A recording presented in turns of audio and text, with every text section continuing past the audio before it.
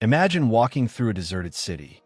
Windows hang shattered, weeds crawl through cracked pavement, and the only sound is the wind whispering through buildings that once overflowed with life.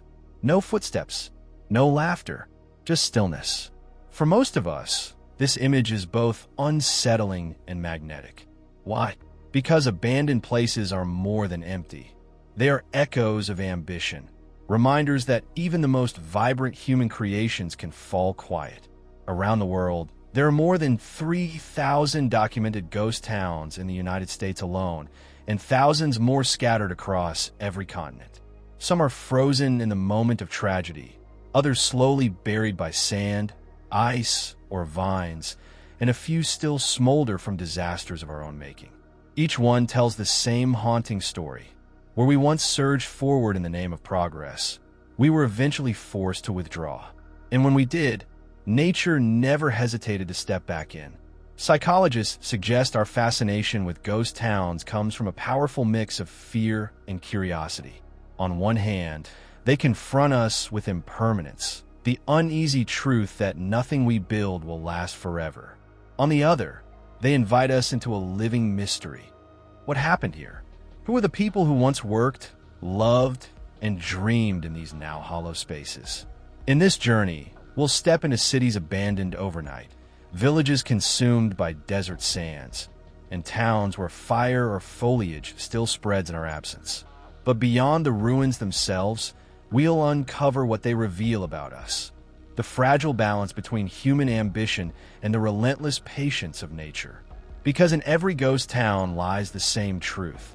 Progress may be temporary, but the hush that follows is eternal. On any map, Pripyat appears as just another small Soviet city, grid-like streets, apartment blocks, a hospital, a school. But in reality, it is a city caught in suspension, preserved not by intention, but by disaster. Built in 1970 to serve the nearby Chernobyl nuclear power plant, Pripyat was once a showcase of modern progress. By 1986, nearly 50,000 people lived there, complete with cinemas, swimming pools, and a newly built amusement park planned to open for May Day celebrations. That celebration never arrived. On April 26, 1986, reactor number 4 exploded. Within 36 hours, buses began evacuating the city's entire population. Families were told to pack only essentials, believing they would return in a few days. They never did. The speed of their departure explains what makes Pripyat so uniquely haunting. Toys were left on school desks, dishes on kitchen tables, medical charts scattered across hospital floors. The amusement park, finished but unopened, still stands as a monument to a holiday that never came. The city feels not abandoned gradually, but interrupted, as if life simply stopped mid-sentence. In the decades since, nature has advanced steadily. Forests creep through the streets, vines climb concrete walls, and wild animals roam freely where traffic once flowed. A place built to symbolize technological mastery now serves as a reminder of fragility. Pripyat is more than a ghost town, it is a warning. A city constructed to harness the future was undone by the very progress it celebrated. Its empty classrooms and rusting Ferris wheel invite a sobering question. How much control do we truly have over the forces we create? Rising from the waters off Nagasaki, Hashima Island looks less like a community and more like a warship. Its seawalls and tightly packed blocks gave it the nickname Gunkanjima Battleship Island. From a distance, it appears indestructible. Up close, it tells a different story. Coal first brought life here in the late 1800s. Mitsubishi transformed the barren rock into a thriving mining colony, carving shafts deep beneath the seabed. For over half a century, this industrial outpost grew rapidly. By the 1950s, Hashima was home to more than 5,000 people crammed onto just 16 acres, a population density higher than Tokyo. Families lived in towering concrete apartments connected by narrow alleys. Children played on rooftops, and residents relied on shared stairwells and communal baths. Life was crowded, noisy, and relentless, but it pulsed with purpose. The decline came quietly. As Japan turned from coal to oil in the 1970s, Hashima's mines lost value. When the last shaft closed in 1974, the island emptied within months. Unlike Pripyat, abandoned overnight, Hashima's end came gradually, families departing one after another until only the echo of footsteps remained. Today, its high-rises stand hollow, their windows punched out by storms, their corridors open to the sea air. From above, the island resembles a puzzle of crumbling blocks, a fortress stripped of its inhabitants. For decades, Hashima symbolized Japan's industrial might. Now it drifts as an empty monument to ambition's limits, a reminder that even the strongest fortress can fall, not to an enemy, but to irrelevance. In 1908, railway worker Zacharias Luala spotted a diamond glinting in Namibia's desert sand, setting off a rush that transformed a barren landscape into a thriving town. Kalmanskap, under German colonial management, became a mirage of wealth amid endless dunes. By 1912, elaborate homes, a casino, a hospital, and schools rose from the sand, filled with luxury imported from Europe. Ice blocks for summer drinks, fine china for dinners, and even champagne chilling in desert kitchens. For nearly a decade, Kalmanskap flourished. Life was harsh under the relentless sun, with dust swirling through narrow streets and the heat baking the walls of homes. But the promise of diamonds made every challenge worthwhile. Children played on porches while adults queued for communal baths, and the town pulsed with ambition. Every stone, every luxury item, a testament to human determination and desire. But the town's fortune was fleeting. After World War I, disrupted operations and richer diamond fields emerged elsewhere. The residents abandoned Kalmanskap almost overnight. Unlike Hashima's gradual exodus, here, greed dictated the pace. Miners left their homes and belongings behind, eager to chase the next big find. When they fled, they left more than buildings.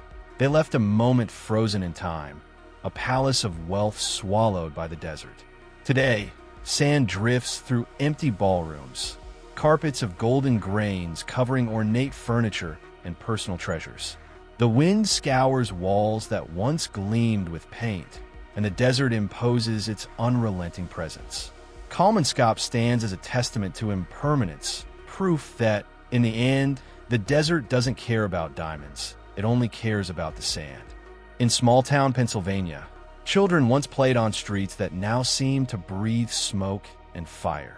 Centralia thrived as a mining community for decades, but in 1962, a careless act, burning trash in a landfill, ignited a coal seam beneath the town.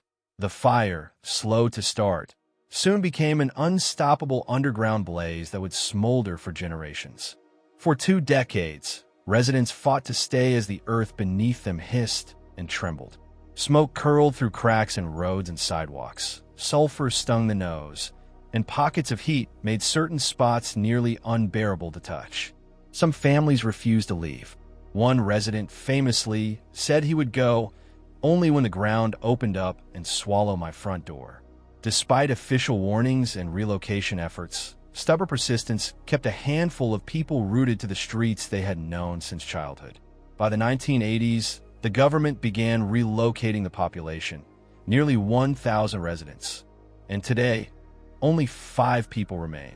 Unlike Pripyat or Hashima, Centralia's abandonment was neither sudden nor complete. Its demise was a slow, invisible battle, a human struggle against a fire that was initially small, then self-sustaining, and now relentless. Walking through the town today, the asphalt warps, fissures exhale smoke, and tremors ripple beneath feet. It is a place where human endurance meets forces beyond control. The streets are mostly empty, yet each crack, each wisp of smoke, tells the story of a town that refused to vanish quietly. Centralia proves that some battles with the world we think we control aren't won with retreat. They are endured until there's nothing left to fight for. High on Xingshan Island's dramatic cliffs, Houtouwan tells a different story of abandonment, one shaped by gradual departure rather than disaster. Once a thriving fishing village, concrete and stone homes clung to the mountainside, while boats rocked gently in the harbor and nets dried under the sun. Through the 1990s and 2000s, families steadily moved to mainland cities, leaving behind a village increasingly overgrown yet strangely alive. By the 2010s, ivy and vines had begun gradually embracing the buildings, climbing walls, wrapping staircases, and spilling through windows. A lone chair sits on a vine-covered porch, as if waiting for a resident who will never return. Sunlight filters through the greenery, casting dappled patterns across floors and walls, turning each house into a living sculpture. The transformation is gentle, almost tender, nature's hug rather than an act of reclamation. Walking the narrow streets, the scent of salt and foliage fills the air, accompanied by the distant rhythm of waves and birdsong. Houtouwan does not unsettle. It inspires awe. Its abandonment teaches that letting go can be graceful, that even as human ambition fades, life continues in quiet, steady transformation. This is not a story of fear, but of peace, a serene testament to how we can find beauty in surrender, and a subtle prelude to the lessons ghost towns offer about human psychology, resilience, and the marks we leave behind. Across continents and centuries, abandoned places tell one universal truth: no matter how grand, human endeavors are temporary. From Pripyat's classrooms frozen by hubris to Hashima's fortress of industrial ambition, from Kalmanskap's sand-filled luxury to Centralia's smoldering streets, and Houtouwan's ivy-clad serenity, each town imparts a distinct lesson about the delicate balance between humans and the forces they confront. Some ghost towns haunt us with sudden tragedy, others inspire with gradual transformation. Pripyat shows the dangers of overconfidence. Hashima illustrates the impermanence of economic power. Kalmanskap exposes the fragility of resource-dependent wealth. Centralia warns of unforeseen consequences, and Houtouwan celebrates resilience and harmony with the environment. Each stands as a mute historian, preserving stories of ambition, failure, and adaptation without uttering a single word. Psychologists explain our fascination. These places let us explore fear and curiosity simultaneously, confronting mortality, impermanence, and the fragile illusion of control. They teach that even in absence, spaces carry memory, emotion, and lessons about human nature. As you imagine wandering through these abandoned streets, consider which story resonates most. Which would you explore? The frozen Ferris wheel of Pripyat, the crumbling balconies of Hashima, Kalmanskap's sand-filled halls, Centralia's steaming fissures, or Houtouwan's emerald corridors? Share your choice in the comments, and let these wordless witnesses show how ambition, loss, and resilience shape the human story. Ghost towns are not merely empty spaces. They are living reflections of our triumphs, our mistakes, and the relentless flow of time that ultimately shapes all we leave behind.